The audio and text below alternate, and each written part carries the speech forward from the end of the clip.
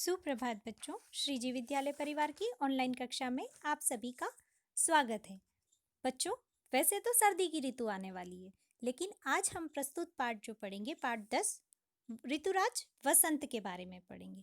ये ऋतु जो सर्दी की समाप्ति पर और ग्रीष्म ऋतु के यानी कि गर्मी के मौसम की शुरुआत होने से पहले मध्य में जो ऋतु आती है वो वसंत ऋतु कहलाती है।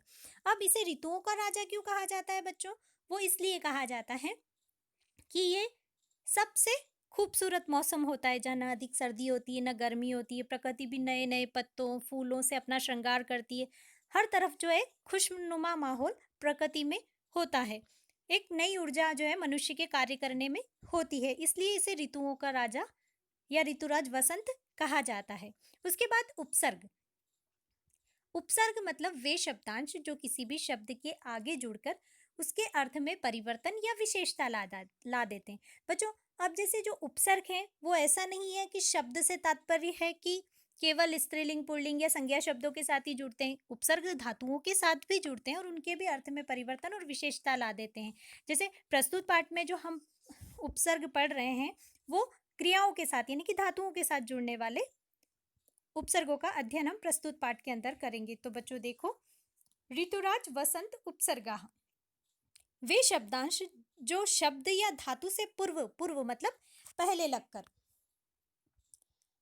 शब्दांश मतलब उपसर्ग, वे शब्दांश जो पूर्व मतलब पहले लगकर उसके अर्थ में यानी कि जिस भी शब्द के आगे वो लगे हैं उसके अर्थ में परिवर्तन या विशेषता ला देते हैं, उन्हें हम जो है उपसर्ग कहते हैं।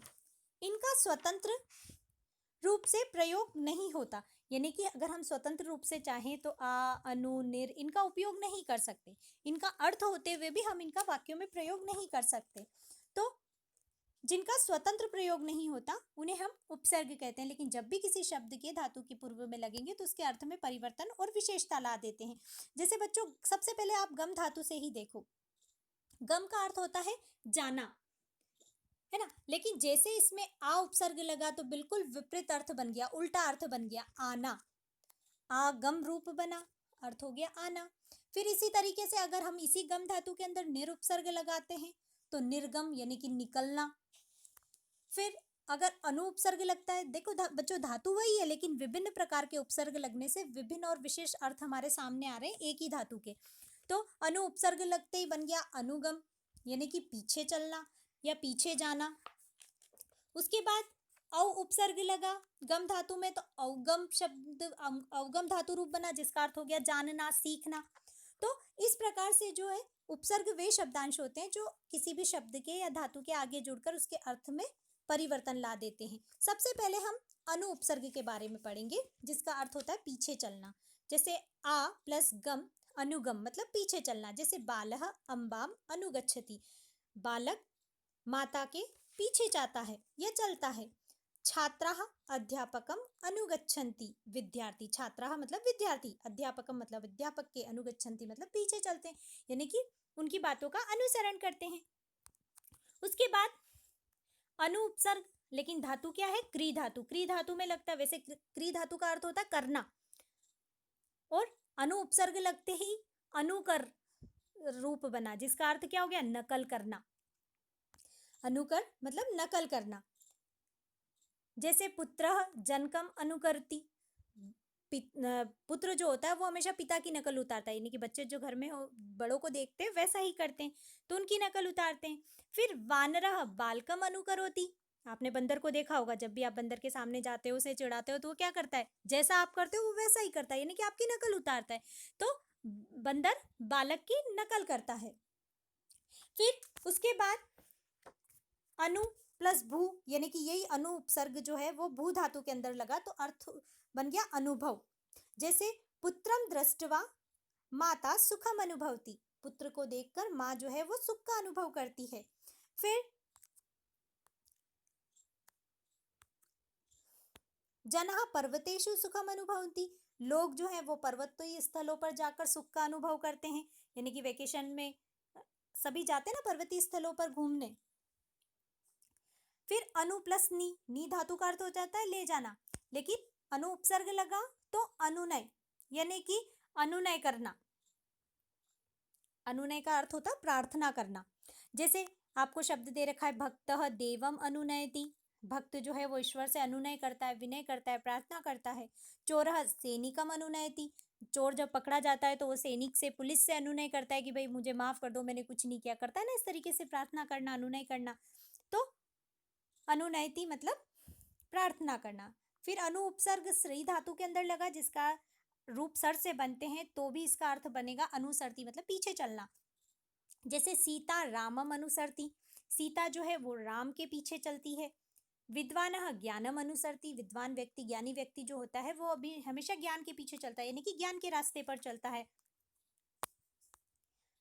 फिर आ और गम, जब गम धातु के अंदर आ उपसर्ग लगता है तो आगम यानी कि आना। तो छात्राः विद्यालयम आगच्छन्ति, विद्यार्थी विद्यालय से आते हैं। जनकः आपणात् गृहम आगच्छन्ति, पिता जो वो हैं बाजार से घर आते हैं।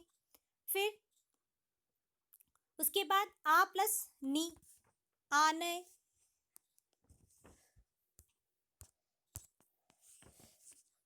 तो माता पुत्राय जलम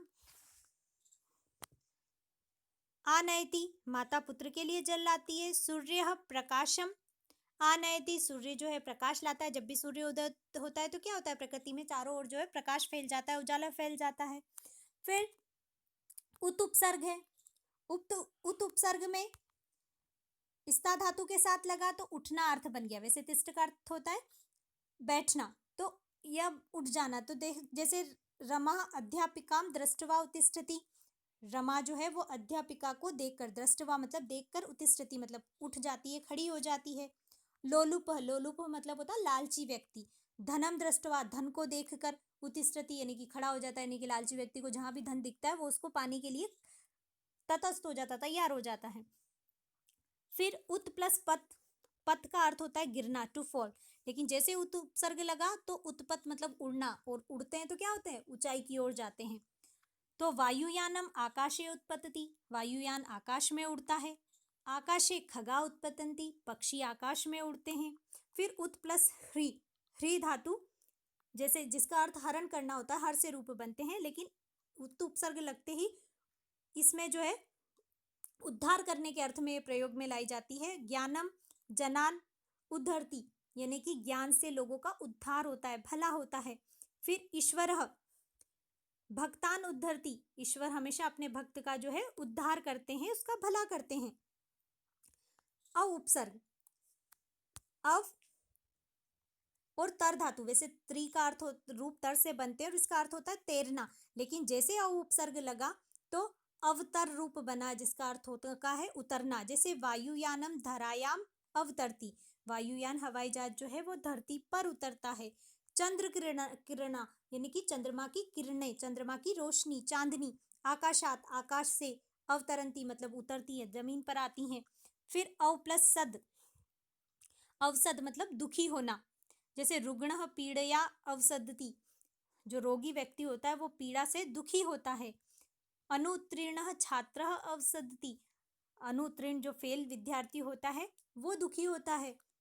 उसके बाद प्र प्लस नम, तो प्रणम, छात्रो गुरुम प्रणमतः, दो छात्र गुरु को नमस्कार करते हैं। अहम जनकम प्रणमामि, मैं पिता को नमस्कार करता हूँ।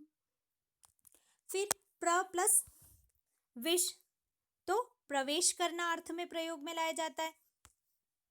अध्यापकः कक्षायाम प्रविशन्ति, अध्यापक जो है कक्षा में प्रवेश करते हैं। मूषकः गृहम प्रविशन्ति, मूषक मतलब चूहा, गृहम मतलब घर में, प्रविशन्ति मतलब प्रवेश करते हैं। फिर प्र प्लस रुह, तो प्ररुह मतलब उगना। जैसे सूर्य प्रातः काले प्रहोति, यानी कि सूर्य प्रातः काल में उगता है या उदय होता है। वृक्ष अंकुरात प्रहोति, वृक्ष जो है अंकुर से उगता है, यानी कि जब बीज अंकुरित होता है तब वो वृक्ष बनता है, पेड़ बनता है। प्र प्लस सद, प्रसन्न होना, प्रसद्ध। मधुरम वचनम श्रुत्वा जना प्रसिदन्ति, मधुर वचन सुनकर लोग जो हैं वो प्रसन्न होते हैं। अहम मित्रे स प्रसीदामि, मैं मित्रों के साथ मिलकर प्रसन्न होता हूँ। बच्चों जैसे अभी विद्यालय बंद है, आप सभी अपनों से मित्रों से मिलकर प्रसन्न होते हैं, लेकिन अभी उनसे नहीं मिल पा रहे हैं, इसलिए आप थोड़े से दुखी भी हैं। तो दुखी मत हो बच्चों, ये समय भी बहुत जल्दी बीत जाएगा और अपन सब वापस मिलेंगे। आप भी अपने मित्रों से मिलोगे, उनके साथ खेलोगे, पढ़ाई करोगे, ढेर सारी बातें करोगे और जल्दी ही विद्यालय वापस खुलेंगे। तब तक टेक केयर योर सेल्फ। और इसी के साथ जो है आज का अपना टॉपिक पूर्ण हुआ। Thank you.